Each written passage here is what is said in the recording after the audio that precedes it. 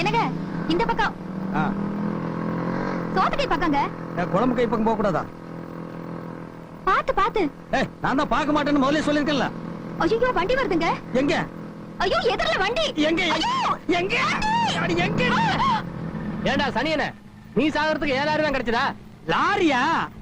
நான் 2 சைடுலயும் motor cycle வருது, நடுவ பூந்து போயிடலான்னு தாங்க நினைச்சேன். நடுவுல போயிருந்தா சுடுகாட்டுக்கு தாயா போயிருப்ப.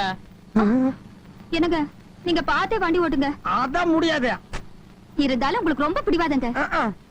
இன்னைக்கு மட்டும் நான் வீடு போய் சேர்ந்துட்டேன், ஜெயிச்சுட்டேன்.